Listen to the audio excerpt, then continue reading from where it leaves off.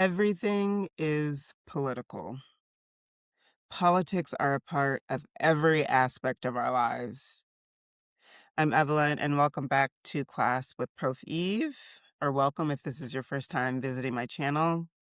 On this channel, we discuss sociology, but we generally look at things from a sociological perspective. I also do a lot of reading and writing sprints, productivity sprints, so stick around for that content as well. In this video, I want to talk about how the political institution shapes the educational institution.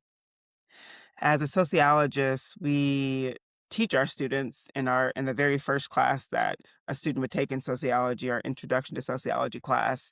We teach students about social institutions. And we usually do this in the context of a discussion about social structure.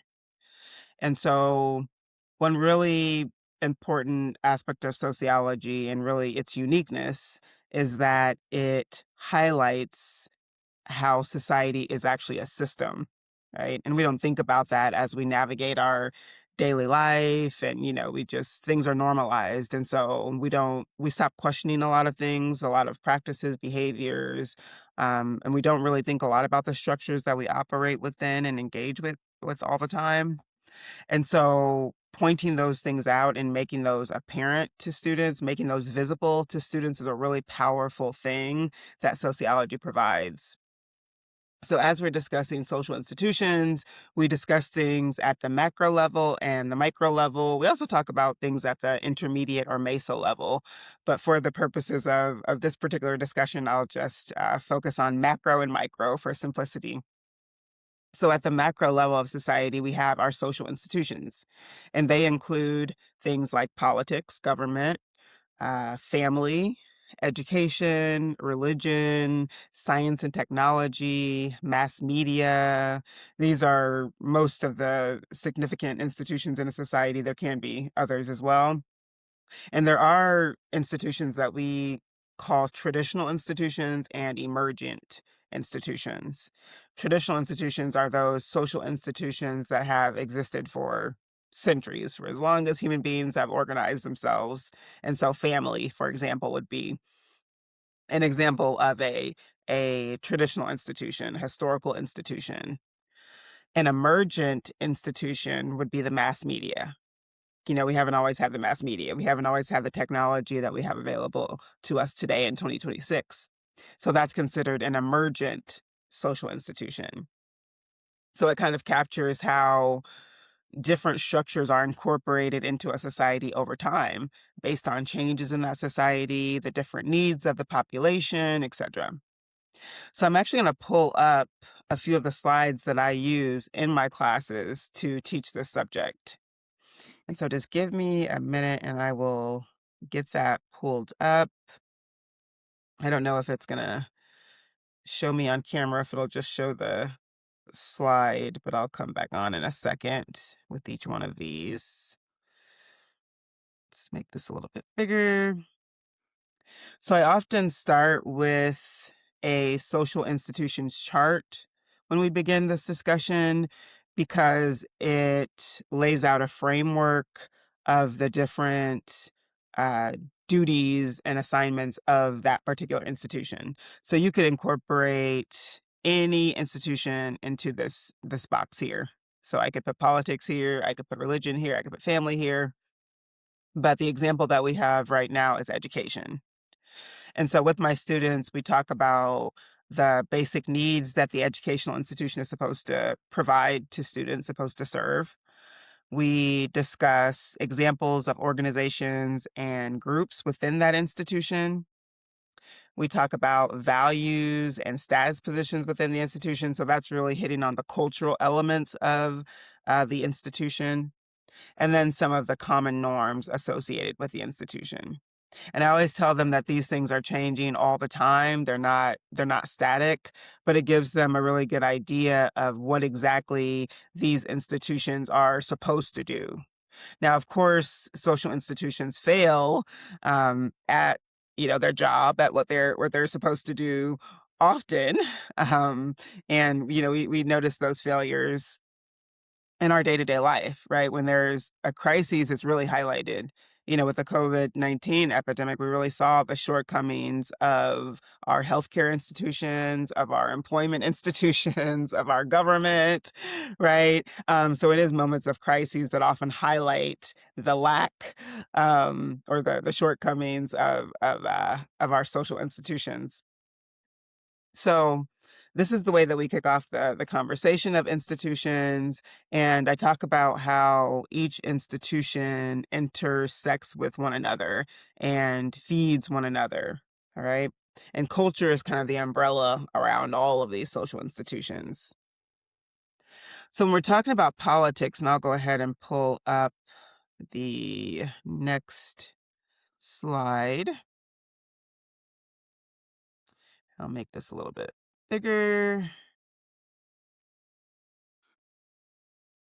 There we go. So you should see the education in democracy in a democracy slide now. There's actually an essay that I assigned to my classes called On Education and Democracy. And so these are some of the things that we discuss in relation to that. But it's a really fantastic essay, really short. It's only about 4 or 5 pages. And it really gives students the information, needed to begin to connect the political and educational institutions. And so if we're talking about political institutions, then of course we're talking about the political system in a society. So in US society, we have a democratic institution, right? And a part of that democracy includes things like representation of the people, right? Those elected should be representative of the people, the right to um, education, right? These are things that are actually laid out in our Bill of Rights, constitutional documents. A lot of these things are found in our official and historical governmental documents, these rights that are bestowed upon members of a democracy. Okay. And if we look at other institutions in other countries, other political structures in other countries, then we'll see different types of impacts and different types of engagements with the educational institution. We're not going to get into that so much for this video, but if there is interest, I would love to talk about how education is shaped by different types of political systems that aren't capitalist systems like the ones that we have in the US. For example, what does education look like in a socialist society, like countries like Cuba or Vietnam? I think that would be really interesting. So democracy can be defined as a political system in which power is exercised by the people as a whole. Generally, we do this through, voting. That's kind of the primary way that people envision having some sort of political power. But actually, there's not a lot of political power in that, as I think we've come to realize. There's a lot of difficulty in voting, and then the options for candidates is very limited. And there's all sorts of practices that repress one's ability to vote, and just all sorts of things that complicate our ability to do that easily and freely. Power is vested in citizens who vote into office those candidates they believe can best represent their interests. These are all things that are supposed to be parts of our democratic system. Democratic forms of government extend basic rights to citizens and legal residents, free and fair elections, access to a free press, an educated or informed citizenry, and a constitution that sets limits on executive and other powers. Okay, so these are tenets of our democratic society and the rights that are apparently bestowed upon members of said society. Okay, so I'm going to close this for just a second and give a little bit of commentary here. um, and so as you can see, and as I read through that, you can kind of reflect on whether you feel, if you are a person that lives in a capitalist society or in the US, if you feel that this is actually something that's operational, or if it's more of a symbolic, gesture. When I think of things like the Electoral College, and the reason that that was established in the first place, it was established because the power structure at that time didn't believe that general citizens of a society were informed enough to be able to make good decisions about candidates for president. or for major political offices. That was the whole reason that the Electoral College was established. And we see the ways that that's really complicated our notion of democracy in the US, and it's really intruded on the popular vote, right? The actual vote of people in a society, that the Electoral College can completely supersede that. And that's happened in several presidential elections that you can trace back. I think there's been three or more where that's specifically been the case, where the Electoral College vote has superseded the popular vote. And that in itself seems completely anti-democratic, right? The popular vote, the vote of the people, the vote of the voters, should be the primary, factor. That should be the thing that matters, the votes that actually matter, but that's not the case in the US. So I'm going to pull up the last slide, and then I'm going to tie this all together in a nice little bow for us here.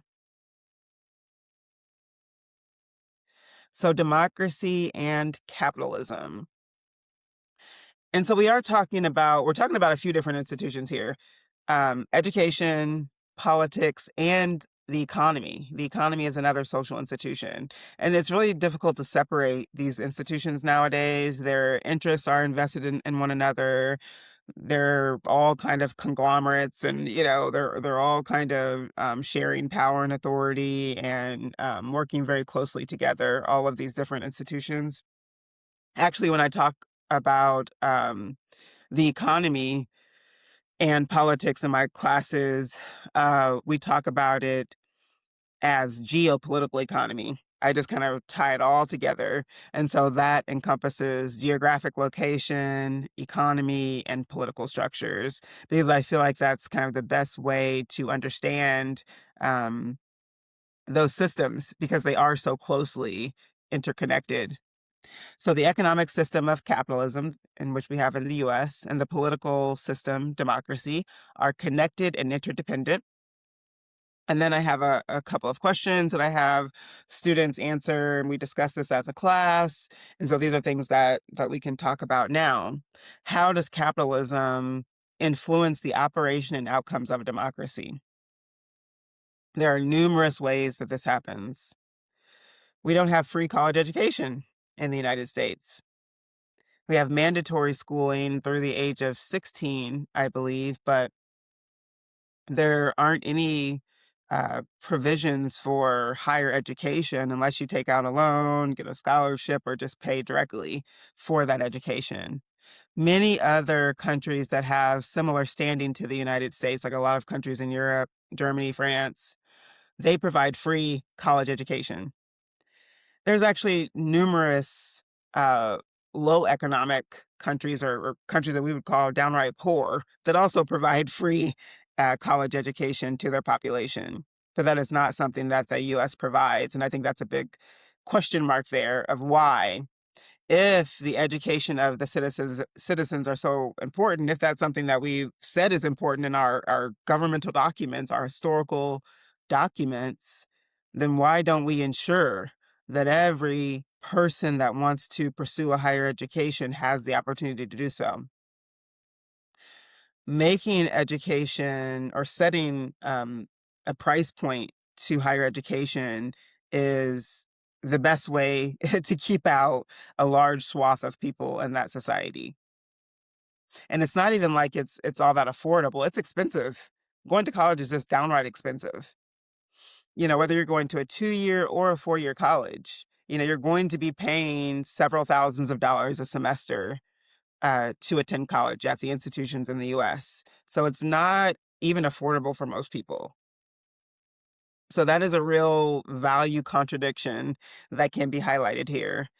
Capitalism really interferes on one's ability to attend school. And then aside from just tuition and getting your foot in the door, there are all sorts of other things that you have to pay for, related to school as well. Books, any supplies that you need. How about transportation to and from school? And unless you're working on campus, which you're probably not going to be making a whole lot if you're working on campus, you probably have a job outside of school. So you're balancing a schedule, work, school, home life. That becomes really difficult. I've taught thousands of students at this point in my career. This is a constant issue for students trying to juggle, having to work, having to take care of family, and go to school at the same time. And most of the time, they're working so hard because they're paying for school, right? So that in itself, I think, is the biggest assault to our ability to pursue a good education in this country is the cost in general. But there are all sorts of other capitalist initiatives and measures that complicate the educational system as well. You know, all sorts of different fees that pop up over and over again. So there, the fee. You should look at, actually, students, look at the list of fees that you pay for. That have nothing to do with tuition in your classes. There are so many different fees that students are responsible for that really these institutions should be responsible for. But the schools themselves are struggling, right? Because they're getting a portion of money from the state in most cases, or they're generating income through property taxes. And so if you're a school in a poor neighborhood, you're probably not generating much income and property taxes, in that area. And so you're probably really reliant on the state and federal budgets. And we've seen in our current environment with our current, presidential administration, how quickly federal funding can be stripped and decreased based on different decisions that institutions make, that colleges and universities make. And so that forces these schools and these institutions to create other ways to generate income. And usually it's more fees for students, increasing tuition, and things that are going to make it more difficult for people to attend college. Okay. Moving on to the second question here. In what ways do the interests of the power structure in a society contradict social values? Well, I think I did, speak to that a little bit, but I want to go a little bit further, and I'll take this down so I can be more on the screen with you all here. Um, so this last piece, in what ways do the interests of the power structure in a society contradict social values? In the ways that I've mentioned so far. But also, in a capitalist society, you need a large number of working people. And these aren't working people that are making large amounts of money, or significant wages, as it should be. These are low income, minimum wage workers. And these are the workers that fuel the capitalist system, right? Because in a system of capitalism, you have the bourgeoisie, you have the owners, the CEOs that own the corporations, own the businesses, own the institutions, and they're the ones that are making most of the money and the income, right? They're getting most of the benefits. The workers generally are not getting those sorts of things. Very limited benefits, wages. The increase in wages has been such a struggle in this country. It's happened so slowly, and we're still not at a point where most states have a living wage for most workers. So capitalism really thrives on having a low income working population, unfortunately. So that need to fuel the capitalist system is a major contradiction to this value of open access education to all citizens of this country. So I hope that this presentation has given you some insight into the ways in which politics shape our educational institution. There is much more that I can say about this, and I'm actually thinking of a couple of different videos that I'll do where I elaborate on different aspects of this. But I'm really curious about what you all want to discuss in relation to this. What are you curious about? What are your experiences? What are your thoughts? And I would love to create some specific videos based on your feedback. So thank you so much for watching. I will see you all in my next video. Peace.